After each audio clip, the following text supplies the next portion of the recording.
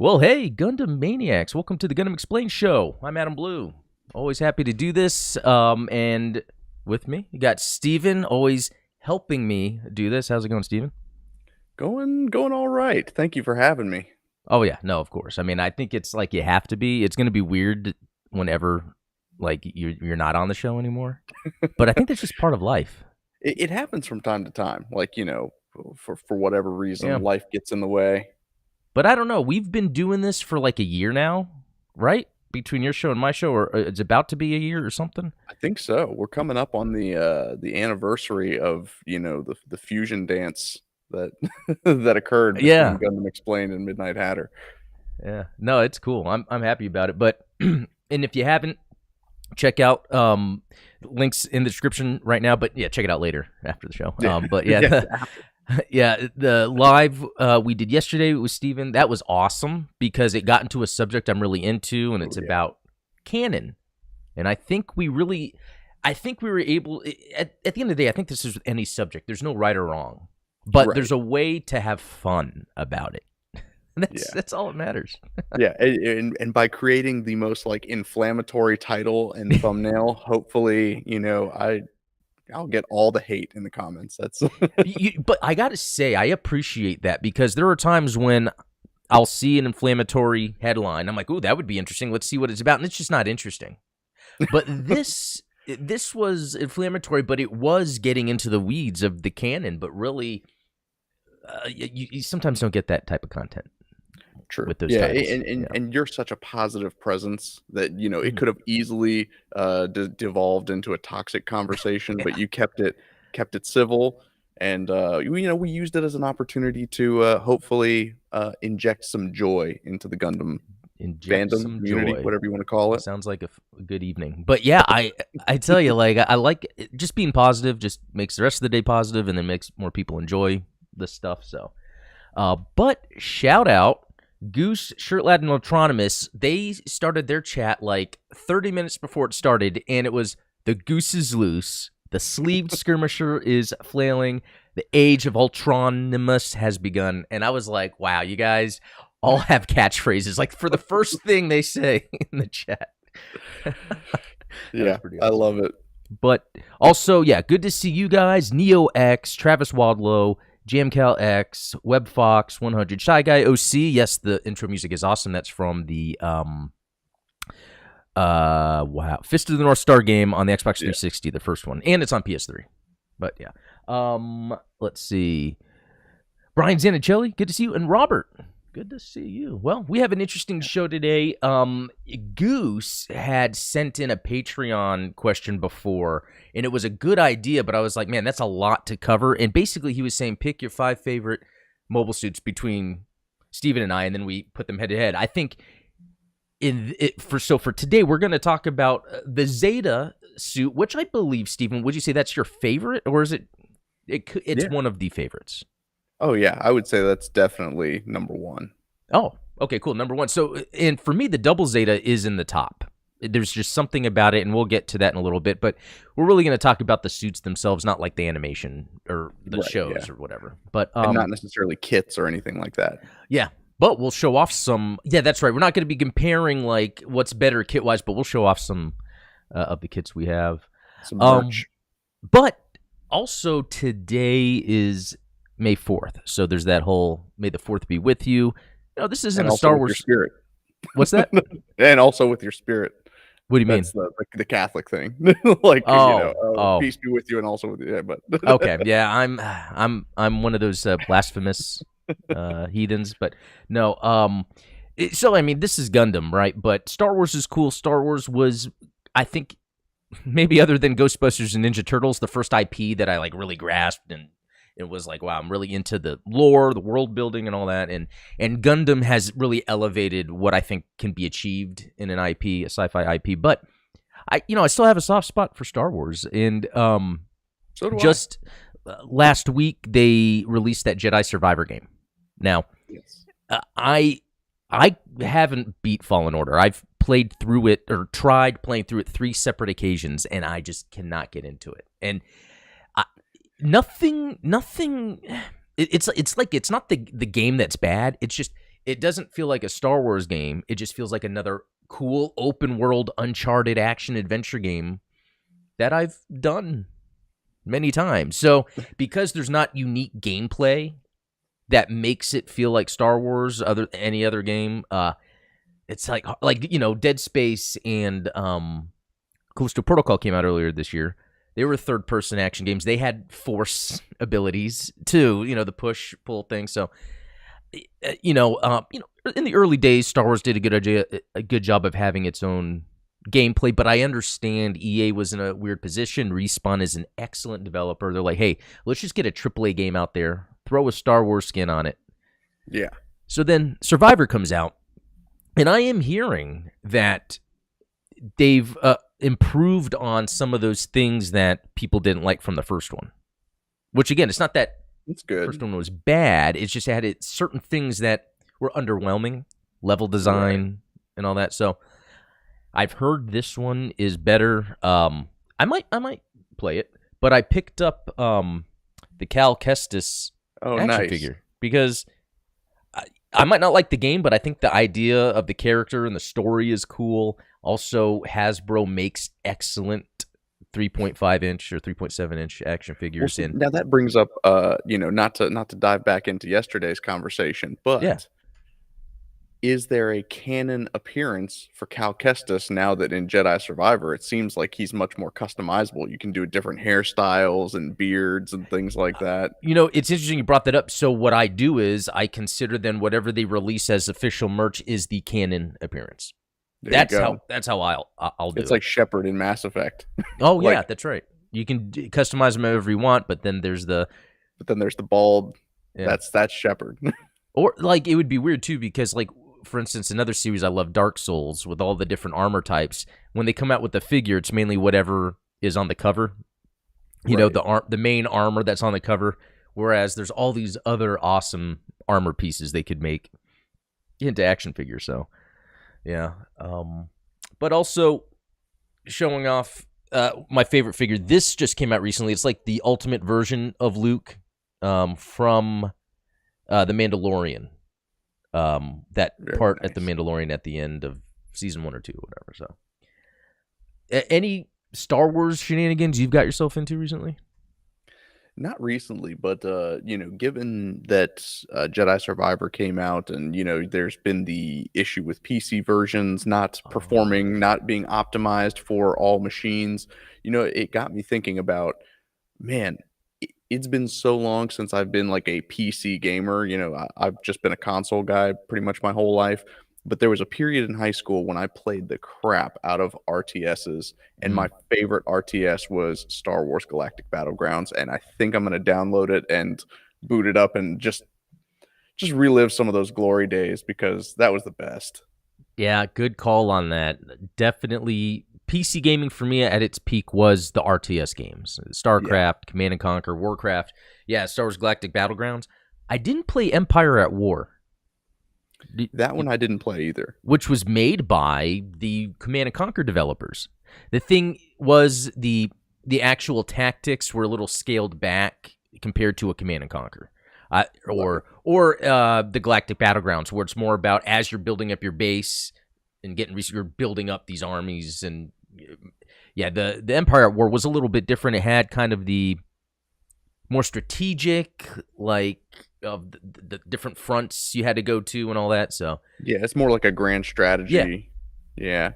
Well, and that's so really that begs the question: is there a game that truly captures the Star Wars experience? Because we've talked about this with Gundam, right? It's like we don't feel there's a lot of great Gundam games out there, but you and I have been kind of creating this little fan game where it's like we're trying to capture what we think is the essential Gundam experience. Right. It seems like even throughout all of LucasArts history, there's really never been a video game that truly is Star Wars gameplay. It's all just other games that are skinned as Star Wars. As much as I love Knights of the Old Republic, it really is just a tabletop game in digital form.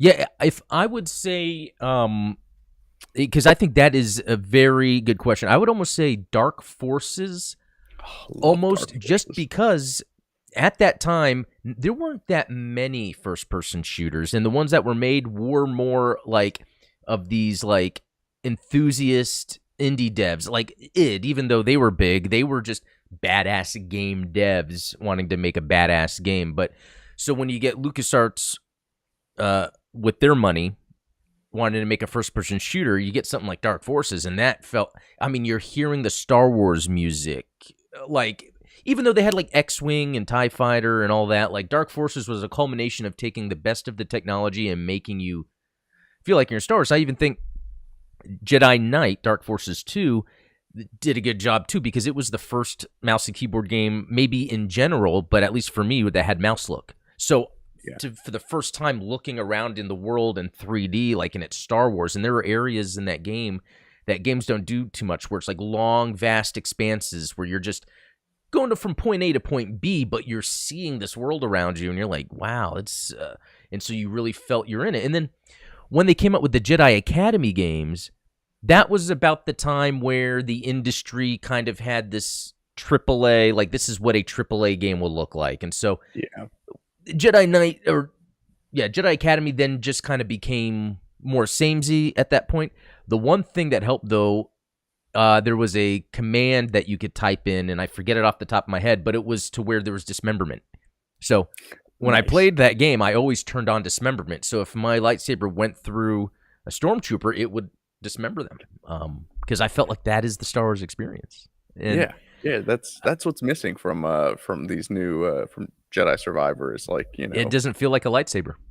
Right. You've got all these specialized stormtroopers that are somehow... they can just tank hits from a lightsaber. They can fend off Jedi like so easily. And so I would say then, like during the 2000s and even the 2010s, there was the Battlefront games, which I think helped with that, because there was the scope of space, land. That wasn't a thing, and that was pretty awesome, even though the later Battlefront games didn't do it.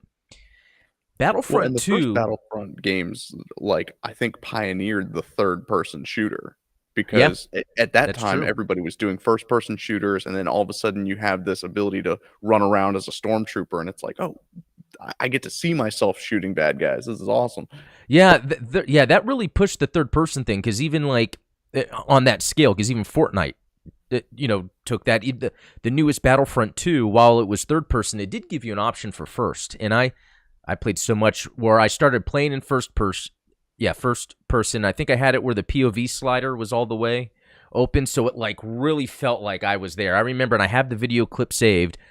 I was in a Clone War battle on Camino. I was just a clone trooper, and Grievous was chasing me. And in first person, like I rolled under his lightsaber swing, and I was like, "Oh my god, this is so Star Wars." Yeah, that was the last game to do it. Even though it came out of the gate, like with the loot box controversy, and people are mad about that. But yeah, all they need to do is make a badass third-person action game where you're Luke Skywalker and it's voiced by Mark Hamill. Make it where it takes place during A New Hope, Empire, Return, and after. Just I mean, that Revenge of the Sith game was a lot of fun playing as Anakin. Yes, right, and it had the multiplayer mode in it also. Yeah, that was a good one, actually. And wasn't that also where it almost did the old school Resident Evil thing, where each space the camera just followed as you would move? I think it did. Yeah, fixed cameras. Yeah. Well, I mean, man, the prequel era just had the best video games. I mean, the Obi-Wan game. Those were. I remember on Xbox, right? That Obi-Wan game that was like Xbox only. Yeah, and see, that was interesting because those prequel games were trying to do things different. Yeah. And so that is interesting. Yeah, and Autonomous saying the OG Battlefront 2 was just the best overall for Star Wars, and I think it was. Yeah. Even though I love the newest Battlefront 2, that old one still had all the little things. And they were even coming out with PSP versions of the Battlefront games that were fully featured and had space combat, ground combat. I think there was a couple on the PSP actually. But those were some good times. Oh, Autonomous Star Wars, Starfighter, and Bounty Hunter. Yeah, I remember playing Bounty Hunter in GameCube. That was pretty neat. Yeah, there was a time where good Star Wars games were coming out all the time, and now not. And again, Fallen Order, you know, the Jedi. It's a good game, but is it a really good Star Wars game? Or is it just God of War with a Yeah, with Star Wars skin? exactly. That's yep. Okay, well, cool. Yeah, that's May 4th. So yeah, May the 4th be with you. Okay, moving on. This next topic is going to be about the Zeta versus the double Zeta Gundam. Now, Goose had brought up an idea where we pick, our 5 favorite suits. My 5 favorite, your 5 favorite, and we would pit them against each other. And I think Pokemon style. Yeah, exactly. Exactly. Just throw the Haro ball. Oh man, it works. Look at that! I'm about to reskin Pokemon with Gundam. Speaking of, oh yeah, you have Amuro holding a Haro with a hat on, and then like you see like their little like chibi Gundams are like the Pokemon. He just like turns his helmet around. Yeah. No, I like that. No, but so okay, this has to do with the mobile suit because, like, I love Zeta Gundam. I like Double Zeta Gundam, but I've always just been fascinated with the look of the Double Zeta Gundam. Like, I love it. I feel like as much as I like the Zeta, I like it because it really goes futuristic in the design of Gundam. Because even just thinking in context of the show, we have the original show, and then when Zeta was greenlit, it was like, yeah, do whatever you need to do, Tomino, and they came up with the Zeta. And I mean, it's like there must have been, and I don't know if this is correct or not, like in Japan, a huge shift in art and mech design from Zeta, I would think. Well, I think that so this story might be anachronistic, but the rumor is that Tomino, once Zeta Gundam was greenlit, saw the popularity of things like Transformers and Macross and was like, oh, I want a transforming Gundam. Like, we never did that in the original series. This series is going to focus on a transforming Gundam. Now, like I said, I don't know the veracity of those claims, but it seems very likely given, the early 80s, that trend towards transforming robots, that he would have been like, oh, well, giant robots are passe. We're going to shift our focus onto transforming ones. Like, and that's interesting to think because when did Transformers, and I know it was different in Japan, but when was, and it wasn't that they had a cartoon, right, in Japan? Or they did, I believe. Oh, okay. And did it start, though, with just random toys that transformed, and then later they added the cartoon in the lore? Right, yeah, it was, they had the toys existed and they just weren't selling, and so then they built out this lore and this story that kind of, oh, it's not just a car that transforms into a robot, this is Sideswipe, the Autobot, like, but yeah, it looks like the first Transformers series came out in '84, so a year before Zeta Gundam. It's cool because when I got into Zeta after Gundam, there wasn't a sort of like whiplash of transforming. Like it seemed like it was put in there perfect because the Zeta was just an awesome new machine in the first place, and then it did its transforming thing, and I like that better than Transformers for a lot of reasons, because not only is the Zeta a cool designed robot, but it transforms into a cool designed spaceship, whereas in Transformers you just get like a truck. Right. And the intention wasn't for like some wartime weaponry. It was really for toys, but it's interesting because I never got into Transformers, even though I had a few when I was a kid and thought it was cool. It was never a big thing for me. So I wanted to read off what some people thought about, comparing the, this one is, what are your opinions on the Double Zeta Gundam mobile suit? Only because I tend to just hear people talk about Zeta. So we've got James Fisher saying, absolutely love the Double Zeta Gundam. The docking is totally superfluous, but makes for amazing mecha scenes. Midnight Hatter. This guy loves Victory Gundam, by the way. Anything late you see. Bring it on. No, to quote Judo, the Double Zeta is a powerhouse. I thought it was cool the way Lino and others could pilot the different blocks and have almost a Megazord feel when transforming into the Double Zeta Gundam. It's no Zeta Gundam, but it's an next logical evolution of the line, more so than the Rigazi, which felt like a mass-produced version of the Zeta. Yeah, and that's the thing when it comes to the design, too, because the Double Zeta kind of went back to the traditional Gundam face. True. And I thought that was pretty neat, even though I liked what they did with the Zeta. BACD, it's pretty nice mobile suit. Androius, Double Zeta Gundam, nah. Foz, F yeah. So, or Faz. Louis DeLeon, the Double Zeta Gundam. I mean, it's a cool mobile suit, but it sucks that the Zeta Gundam becomes the second character in Double Zeta Gundam. I mean, it's cool he could transform. It has a full armor mode, gigantic cannons, missiles is cool. I like it. And hi. Well, hi. You know what? That is a good point, but I like how Double Zeta makes it where then by then there's like just a team of Gundams. And yeah, Double Zeta is where they first founded the idea of the Gundam team, which then doesn't happen again really until, I mean, maybe 08 MS team. It's literally in the title, but but not to the degree where it's like these group of, it's almost like Power Rangers. There's like that group of teenagers that are, you know, trying to save the day. Yeah, exactly. Jimmy, I'm more of a fan of the Faz, so we got another one. Zionic Friendware. I do love the Double Zeta because it breaks away from that mold, being more of a heavy type MS. Okay, you guys prepare for this. For context, I'm not a fan of the ARC 78-2 clones, Mark II, Ailstrike, Age 1, Normal G, Self, etc., especially in video games where the devs have cook-up differences to justify a roster full of such units, usually at the expense of other, actually more unique MS.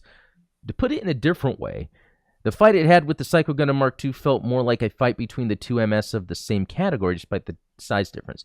Given the heavy power of both units, especially with the Double Zeta's oversized beam sabers.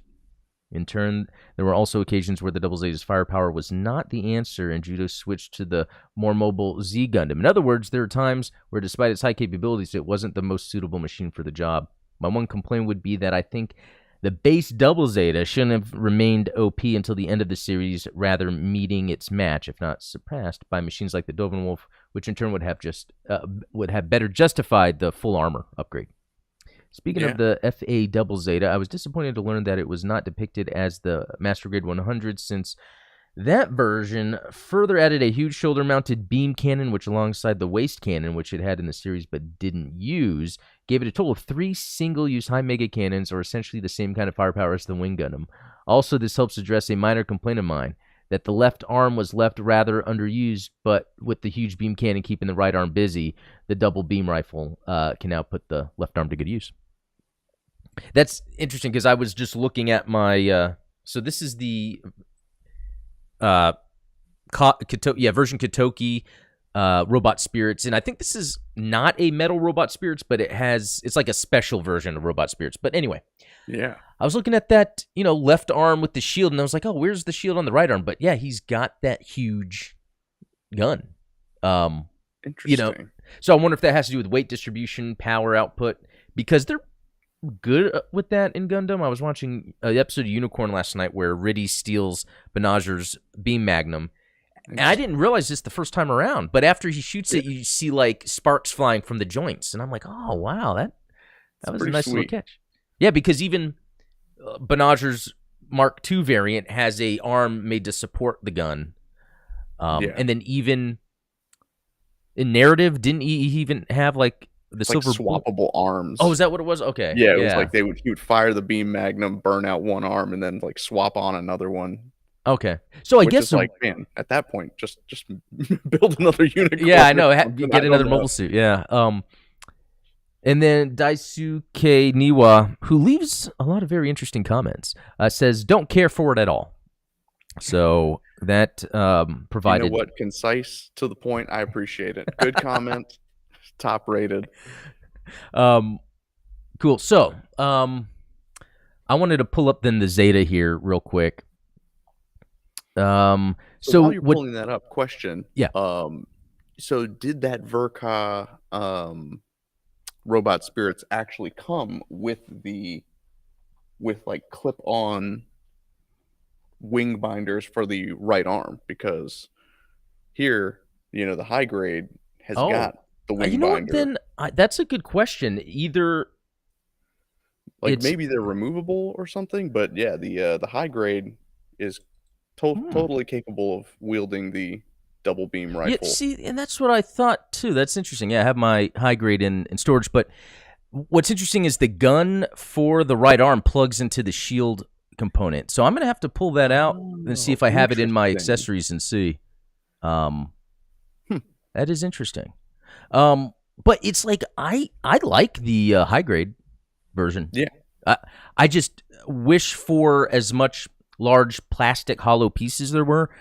I thought they could have made it transform and have its block forms. I don't. That seems like it would be easier to do than the Zeta, just because they are separating pieces. Right. Yeah. Yeah. I was actually surprised at the level of parts forming that has to go into the double Zeta, transforming into its various blocks for the high grade form. It doesn't seem like you would have to have this like removable chest plate or these types of things. Um, Now, the flip side of that, like you said, the way that the Zeta compresses in on itself, and if you look at just the animation, there's no place for those arms to go. Like Yeah. there's no cavity, there's nothing. So every iteration of a transforming model kit is like just can't be anime accurate. Yeah, I have this um what is this? Fixed figuration version already falling apart that is really nice. It has some very awesome real type markings, but I was moving it back from Wave Rider mode into its normal form, and it just started falling apart on me, like breaking, falling apart. And it's funny because you can even see that it uses hands specifically for transforming mode, where they don't make any sense, but it's made to like fit into a random cavity.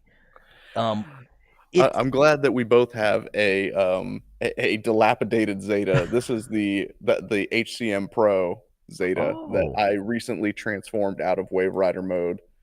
and Um, and did you say it from transforming it is what then is transforming it what makes it fall apart? pretty much, yeah. Okay, so Now that's the HCM Pro. You it said, is. is it worth it still? I would say so. Cool. It's definitely got better transformation gimmicks than the high grade because it actually Oh, has good. little clips like on the wings that hook into the shield when it's in Wave Rider mode, so that it doesn't. So its Wave Rider mode is extremely sturdy. Its Ah, robot mode not so great. okay. Yeah, so I would even say like the fixed figuration version. I bought it in a 3-pack that came with a Mark II and Hyakushiki, but they all had real type markings, and I loved it. I know you're a sucker for real type Yeah, markings. yeah, but that Zeta, it made me mad because it's like I spent 100 for this 3-pack, which was It's like a it's two a and a lot of half pack. money, but it's three, it's three figures. And the Hyakushiki is awesome, but that Zeta just falls apart. But the other thing too, we're looking at this animation version, the drawn version, which looks great. But I always feel like anytime I look at an iteration of the Zeta, there's something different about it. Yeah. And it wasn't really until just the other day when I was getting some Gunpla out of storage. I had my Robot Spirits Zeta, and just looking at it, I'm like, wow, this is the best interpretation, and it's just an action figure, so it doesn't transform. But I feel like this is the best interpretation of it. One thing I found was interesting too was with the feet. Even though they would stay on the ground, the tip where the red is would stick up just a little bit, giving Huh. it a little bit more character. I know that's like a little thing, but it I guess you were talking about the other day, the Ver anime. I tend to like it because it really does grab the character out of a mechanical design when it's put on a cell, I think so too. as opposed to, and this is no knock on the mechanical designer, but just these versions just look different. And I don't know if Yeah. a lot of times maybe the Gunpla is based off of these static shots. It could be. You're building the Master Grade 2.0 right now while you're waiting for the Verka. Exactly. So yeah, I've got just the torso and the head of the Master Grade 2.0, which again, I love the look of it, but yeah, it doesn't look like what you see in the show. It's skinnier. It has more of like that. I call it the Evangelion influence, where it's like, I don't know what it is about like the mid '90s and on. Everybody liked their robots to be like slender, skinny and slender. I mean, yeah, you can see that in the aerial. I mean, that was a big thing with IBO too, wasn't it? Narrow waists and that's a good point, because I'm actually not a fan of that. I don't hate it, but like I like what we're seeing here on screen. The abdomen seems a little shorter, and the white part on the side, that when you're transforming any of the transforming versions, there's little white pieces on the abdomen. You got to like and it makes it's like, this is brilliant, but I prefer this. Yeah, that's exactly what's going on in this case. Okay, so a couple things real quick. Let's see, the height is 19.85 meters. Now that's the Zeta. The double Zeta is 22. So I mean, it seemed pretty obvious that it was bigger. Now, is that overall height or head height? Head height. Head height. Well, let me look. Oh. Yeah, that is different. Head height is actually 19 for the double Zeta. 19 I still think it's taller. Oh yeah. Oh, so they're the same head height, but I figured that those that the double beam sabers add like a couple of extra meters on top of the. Yeah, because they're gigantic. Those. It's funny because something else I meant to show off today. Totally forgot. I got this GPO4 Robot Spirits. Very nice. Really awesome. I added all the thrusters on the back. I love doing that. But it has the tiniest beam sabers. They're actually up at the top here. It plugs into this like thruster fuel thing, but they're so small. And I'm like, wow, just thinking like the difference in sizes of the beam sabers, does that mean like the beam output power on a double Zeta is like super crazy? I know it has that move, and in GBO2 you can charge up the beam saber and do that, and it goes across the screen. So awesome. But yeah, okay, so that's a good. There's power output. Now, I don't really have anything in real life I can relate this to. 20 kilowatts. I don't know. But if we look, that's the Zeta. The double Zeta, 7340 kilowatts. Ooh. I guess that would make sense because the double Zeta, almost 3 times as much power output. And when I was looking at this, the development didn't go straight from the Zeta to the double Zeta. There was actually a prototype double Zeta made first, and then that went into.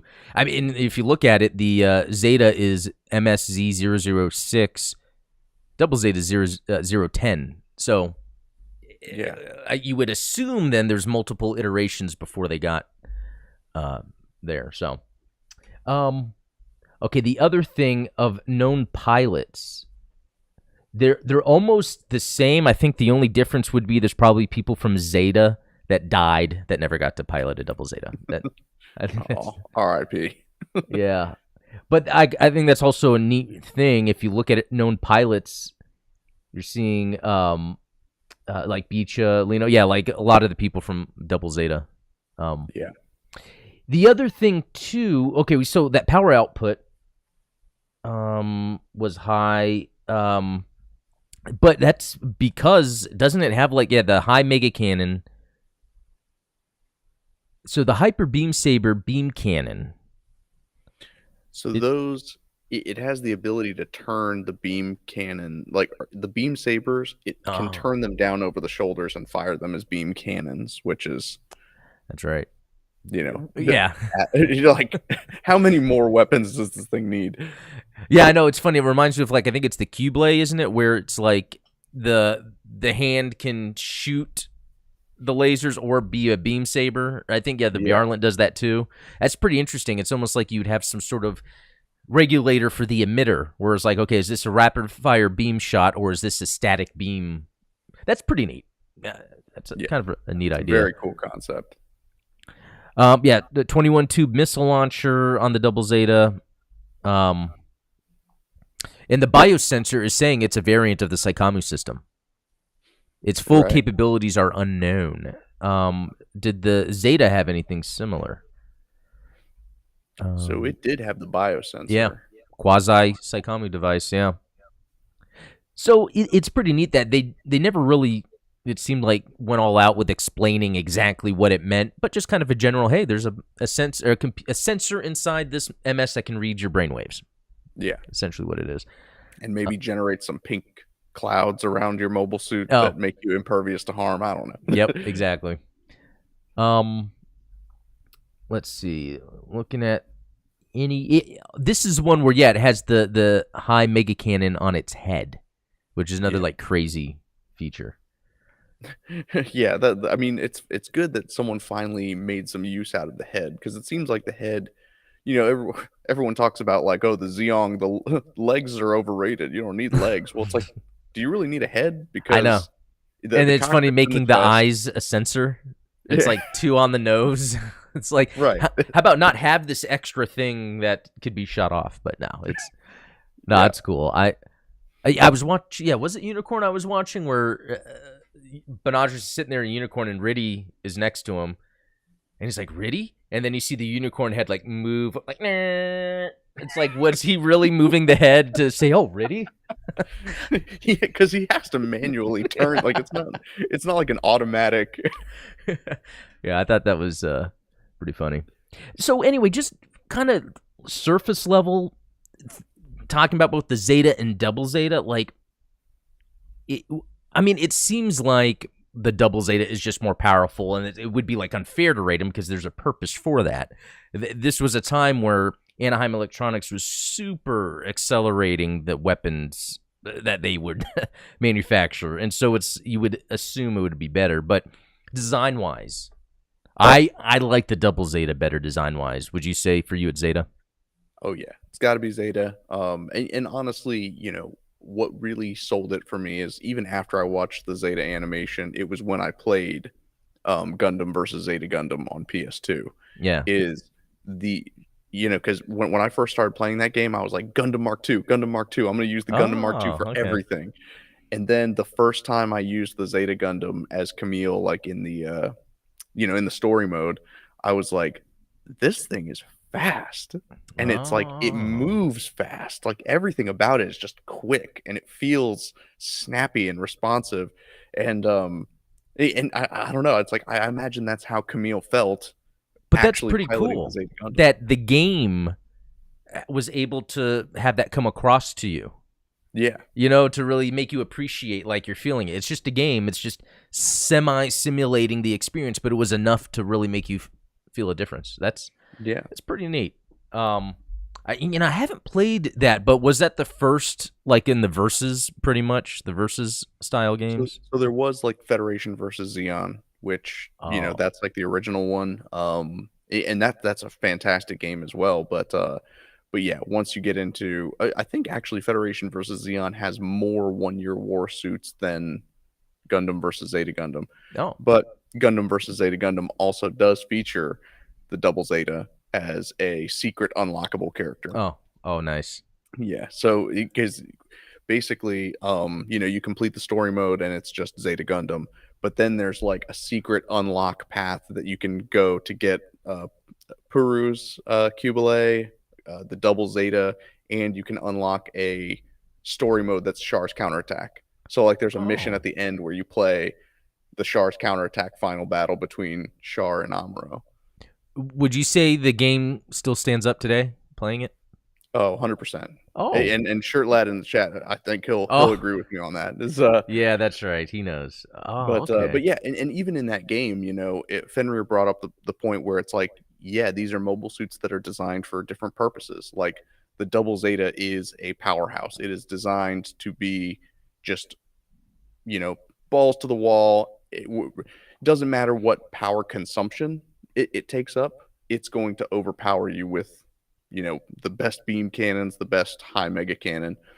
The Zeta is something different. It's designed for, these hit and run attacks and like this quick, Yeah. snappy, transformations and such. So Yeah, yeah, and also it had an additional hyper beam I forget the name. It's a hyper beam ultra mega rifle, or one of those names. yeah, the hyper mega Yeah, launcher. that's right. So it's almost like it could then get that power if near, not close to it, but it has. Yeah, So the difference between that and the double Zeta is the Zeta did have an option to have the giant beam rifle. Although the double Zeta, yeah, has that full armor variant. Is it called full armor or enhanced, or is there so both? there's both. Yeah. Yeah. Okay. Um, But did the so yeah, Zeta ever get that? there's an MSV version of a full armor Zeta, but well, actually, no. You know what's funny about that is both of the full armor double Zeta and the full armor Zeta remove the ability to transform. Oh, okay. Huh. I wonder if that was as they were designing it. Oh, we can't have it transform, or they're thinking, oh, in universe with the lore, all that extra armor, yeah, no transforming. I don't know, Don't but think I that's gonna love it. work. I love the Yeah, details. well, and so the full armor double Zeta adds an extra high mega launcher in the waist. So it's like you've got the waist launcher and the head. And let me ask you, it, was that an additional mobile suit that was made, or was that just a custom on the double Zeta? I think they just added those armor plates on to the double Zeta so that he could go fight Haman. Yeah. Okay. And then because then eventually it gets to where he just continues to use that suit, judo down Yeah. the line, even Uh, modifying it, adding things to it. Yeah, I mean, in the final battle against Haman, spoiler alert, she cuts the double Zeta in half and it Oh yeah. loses its legs. So Yeah. they replace the legs with GM3 legs. Which that's Uh, interesting. and so, yeah, there's actually a deep space exploration variant of the double Zeta, which has its power output, I think, dropped by at least 30% because, it can't transform anymore, but it Mm. has these huge propellant tanks. And that was what they used to go to Jupiter. Ah, okay. I'm gonna have to read into that, and that is late UC, and you know about it. So I got it. I'm saying You got to secretly. know it to hate it. Oh, okay. That's a good one. Okay, you saved No, yourself there. it was actually one of the shorts from Gundam Evolve. Oh, sweet. I have that. I haven't even watched it all. So I'm going to have to Yeah, watch that. there Holy you go. crap. Thanks for bringing that up. No, that's cool. So, and then, yeah, I like this conversation because, again, at the end of the day, I'm not trying to really say what's better. I like that there's personal preference, but also we learn from people's preferences what makes these things unique. So I Yeah. really like, I just really like, in general, how they've been designing these mainline Gundams that come out. And I think the Zeta and Double Zeta are really top of the line in terms of like Gundam during that time and just designs, I think in the 80s when it comes to mecha design. Even though like you could say, oh, but it has that red, white, and blue, yellow primary color look, but it's not bad. I kind of don't mind it. It reminds me of like the Blue Angels, those Yes. F-18s, and then the Red Baron, World War One.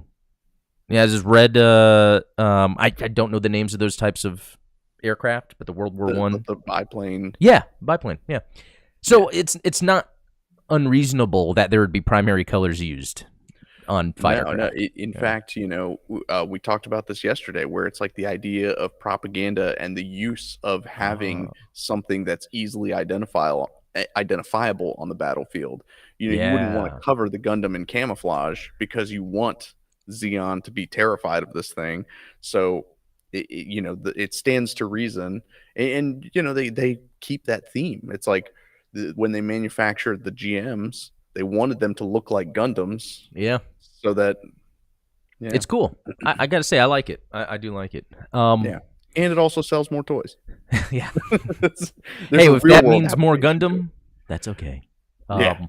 So yeah, Zeta and Double Zeta, I think, two prolific MSs. Part of you see even the greater Gundam in general. Usually, if there's something Gundam that's produced, although thinking about Gundam Evolution, there is no Zeta or Double Zeta in it. No, They no have representation. They have a Methus And the Ashamar. and Ashmar. Good call, but yeah, that's interesting. But anyway, awesome suits. Yeah, looking at this double Zeta picture, it's just reminding me, how chunky he looks. Yeah. Okay, give me just a second here. You know what? I meant to do something for you, Steven. I know it's late in the show, but yeah, I was going to share the screen to you. Anyway, love the chunkster. Yeah, he even has both shields on both sides. Yeah. Yeah. Well, So it's I interesting guess. that it folds back like that. Yeah, you know what? I guess the cost signature version I have, it must be one or the other. I'm going to have to look at the accessories later. Yeah, and the folding back, that's neat. I like that look too, like in the intro, because like the wings can be at certain angles, just like how we're talking about with the Zeta, where I feel like its default pose should be with the binders kind of like Oh enabled yeah. or whatever Yeah. with the thing. Fanned out. Yeah, I think, yeah, cool look. But yeah, I mean, you compare that to the proportions on the model kits, and it's not even close to that level of Yeah, chunk. yeah, exactly. There's something way too streamlined about the. Oh, you know what? I also do have the Ver Anime Double Zeta, and I have that boxed up as well. Yeah, so As you know, one does. speaking of Zeta, our good friend Voodoo GTR sent this to me. This is a Gundam Base Ooh, exclusive, and I'm going to come up with a giveaway for this for someone. So stay amazing. tuned for that. Yeah, That's the a Gundam good Base one. Limited Zeta Gundam 3. Yeah. And it even comes with a Gundam base. Yeah, that's the cool thing about those like sort of Gundam based limiteds. I think I have the GFT RX-78 that has the same thing. It's got like the Gundam Oh, Front Tokyo base. that's cool. Yeah, I don't have anything with that. But so I'm gonna come up with something soon to like, and I'll announce it for the giveaway. But I got a question for you and for everyone else, because I think this would be neat. Would people care to win a Gunpla that's been built and painted? Like, is that a thing? Do people care about that? I mean, I've seen people, on eBay sell, completed kits, or like there's Yeah, commissioned kits and things like that. yeah, I see that too. Um, But like, I wonder if it's the giveaway is for this unbuilt kit, or the giveaway is for a custom, like where I will build it, but I will do all the stuff to it. Like details, coats. I I don't know. guess yeah. I don't know. It depends on the winner, right? Because some people would rather build it and customize themselves. Other people would rather have something nice to put on the shelf. I am That's something. seeing, yeah, people saying they would enjoy something pre-built. Thanks, Shy Guy. So, There you go.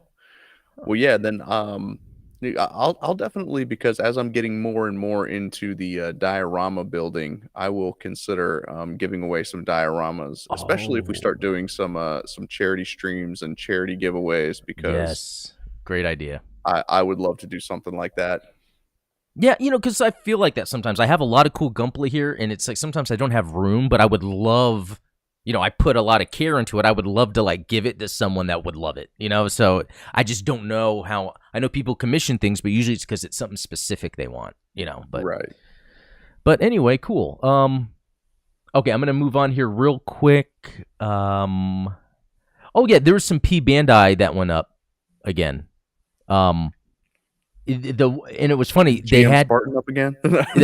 well, I think they still have It it was up up for last week. pre-order from the last time. The pre-orders close October 3rd. I've been noticing that some things that are still up, they're not closing the pre-orders until months later, which Yeah. is pretty neat.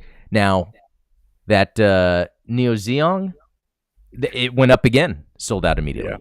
So at least they are working to make it available, and they let people know ahead of time. Right. And that's the thing. So I wanted to pre-order all these land battle Zaku's. Yeah. The Yeah, and uh So you got all of them. they have 3 of them up right now. Okay. And the pre-orders close October 3rd. So it's like, is it really going to last that long? If so, I'll wait so I don't spend all my money. But I don't want to Right. like Or at least wait till you can get all 5. yeah, that's another thing too. Yeah. Um, no, I went ahead and pre-ordered the Selma. the Selma version. Oh, cool. Yeah, I want to grab them all. But did the Selma have anything exclusive to it? It is the one with a bazooka and the dagger. So Ooh. yeah, I wasn't a fan of the Egba version, but and I would have gotten the Wald, but the Wald doesn't come with the combat knife. It only comes with Uh, heat hawks. yeah, the combat knife is sweet. The combat knife is everything. Yeah, I think there's even that scene where it's like put up to the other guy's neck. Which Which, yeah, again, like, why would you be afraid of having a knife up to the mobile suit neck? Like, no, you there's just no won't be able to vital see organs in the. when you cut it. That's all.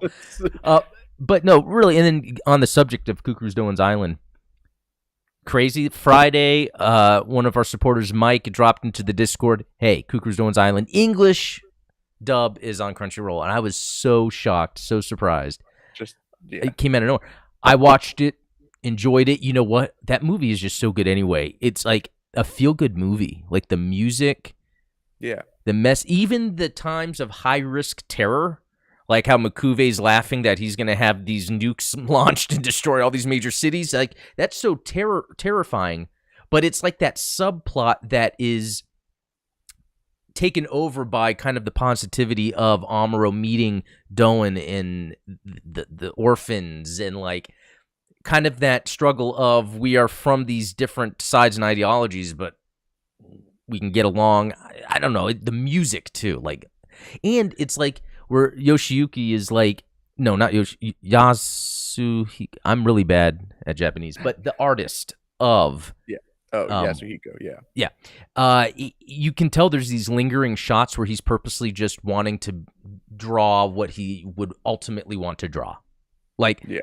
when the Gundam is just overlooking the ocean, when it appears on the mountain and then the light, house light goes on it as the music. It's like ultimate Gundam for me. It really is. Like you said, it's a well-crafted film, and I Yeah. think that it's one of their biggest regrets as the director and the animation director is that such a great story was lost in the original series due to the poor animation. Right. It's like, you know, it's such a shame to throw that away when you know what it could have been because they wrote that story, because they wrote the character of Cucuruz Doan that is such a tragic figure, you know. Yeah. I mean, Lucasfilm should do that with the Star Wars Holiday Special. Come back with the real good version. No, I'm joking. Right. No, but so did you watch the English dub yet? I haven't yet. No. Okay. So here's a couple things. One is very interesting. If you watch it, Amuro doesn't have many speaking lines, and I think it's because they're using the original Japanese voice actor, and so I think they set it up to where he's not talking as much. I don't know if anyone else has noticed that, but I think it's interesting. And so then when we get to this version, now I'm not... 0079 is so ingrained in my mind that I can't recall what Amuro sounds like in Origin. But I think it's the same voice actor as Cucuruz Doan's Island, and it's just not the same. Even Kai Shiden, nowhere near the same of that, like Kai, where he talks like this. He's like, "Oh yeah, I'm gonna get you." You know that. There's none of that, and even Bright. It's almost like it was taken down a notch. I don't know. It didn't bother me enough to where like I'm disappointed by it because actually the acting is good. Even the actor for Doan, the English voice is, to me, it's way too deep, but it just made him stand out. And it might take multiple listens. Like for for Soleta Miorine, I had something else in my mind. So when they were talking, I was like, what? But then over time, I was like, oh, you know what? They got it to work. Okay. Yeah, and yeah, I mean it's always tough. I know that a lot of people like to drag the Zeta Gundam English dub, and I think that a lot of that has to do more with the fact that it just wasn't the actors from 0079. Yeah, and so it's like especially when you have recurring characters like that, it can be kind of jarring to see them represented differently, but. It's we recast actors in movies all the time, and Yeah. sometimes for better, sometimes for worse. I think we can all we all have our different preferred Batman, right? Yeah. No, that's true. Yeah, so that really goes and it's almost like this canon debate we had. Like it's different, the voice acting, the English, but it's still good and it's still enjoyable and still like a top tier movie that I'm so surprised they didn't promote this English dub at all. I know. Like I mean, I feel like something like this would do well on streaming services. Like if this was on Netflix, here's the only thing: the name Cucuruz Island. Like for American audience, it's like what the is? They could call it Orphan Island, and yeah, people are like, oh or look, just abbreviate it to Doan's Island, like yeah, or that. Even though that's a weird word to say, because I want to say yeah, Doan, but Doan. it's Doan, or no, it's Doan. So Doan. it's like no. That's a good point. Yeah, I mean, it is kind of a silly name, but But yeah, to us, not right. not and in Japan, right? Aren't they purposely making the name silly because they know no one will say anything? I've heard that What are you rumor. gonna do about it? Yeah, Um, yeah. So Quattro Vagina. yeah, exactly. Right. No, but anyway, so and that's the other thing. Like, I don't really expect, even if you're an anime fan, I wouldn't expect everyone to be. Well, but I guess I don't know. That's the thing. I'm subscribed to Crunchyroll and Funimation. So Hmm. does that mean I'm a weeb? Like 100%? Well, that was just weird. I never thought I would be subscribed to these animation services. Now I realize I have been for over a year. But No regrets. but here's the thing, and I feel like these distributors of these properties should kind of notice this. Like, if you want to get your anime seen or known, you can't just like put it with other animes. You gotta like put it out to the general audience. That's why Netflix was a good idea for like Hathaway and Right. the other Gundams. But yeah, I don't get it. Well, and like I'm a big physical media guy, so like I would definitely Oh buy yeah, the dubbed, Blu-ray or DVD. And good that's point. one of the reasons that I'm sure that the reason I keep getting copy struck on Dissecting Gundam is because I'm showing Blu-ray scenes, right? Like Yeah, that's a these good aren't point. some like low quality like Ah, 380p. yeah, the scene that I put up that got cut was from the Blu-ray. I wonder if there's like some codec thing they can see within the Maybe. pixels. I don't. Seems impossible. But anyway, yeah. Anyway, the point of that was, it's like I wish, and I hope everyone gets a chance to watch Cucuruz Island, but I can't expect everyone to be subscribing to Crunchyroll. So it's. Yeah. I wish there's another way that it was easy for people to see it. But yeah, so Yeah, even if they were to put it up on the Gundam Info YouTube channel like they did with the sub. I think they've done it with like the Trailblazers, Double O, Yeah. Endless Waltz. Yeah, they do those movies every once in a while. They should. Okay, well, everyone, that does it. Great show. There's still more I was going to cover, but that will just be the next episode. So that's great. There's always more Gundam to cover. Let's be Yeah, honest. there's always more Gundam to cover. But I love talking about the Zeta and Double Zeta because they're like favorites of mine in Gundam. And it was kind of a cool little deep dive. If anyone else has anything about the Zeta or Double Zeta, please post in the Discord. I see Shirtlad talked about promoting his Friday stream. Yeah, Shirtlad, post that in the Discord. If anyone's interested, check that out in the Discord. And then Robert keeps asking me to talk about his new story. I haven't read it yet. I am sorry, Robert, but he posts his stuff in the Discord, so check that out. Awesome. Jamkel X, the Vignagina, such an unfortunate name. Yeah, that's another weird one. WebFox NT was on YouTube for a few days. That's right. Okay, I'm gonna keep talking if I keep staying here. So. Anyway, guys, thanks for watching. Yeah, check out the link for Steven's stuff. Hey, cheers. In the description. Appreciate it. Yep. All right. See you guys later. Later.